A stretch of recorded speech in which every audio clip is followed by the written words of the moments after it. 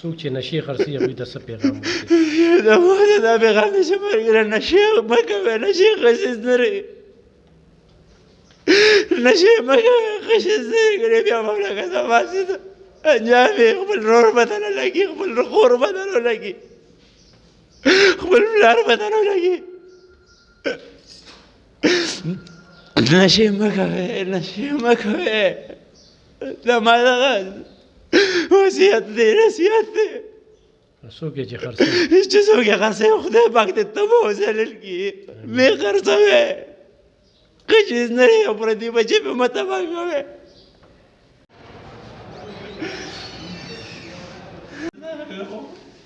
ترانه پس دلته مې ځان ورکوه، ته مې بیا ملکه باندې ټول دغه خطې شوي، زه د الله هم ګنهګار یم، ستاسو هم ګنهګار یم، ما خپل ورور هم ګنهګار یم.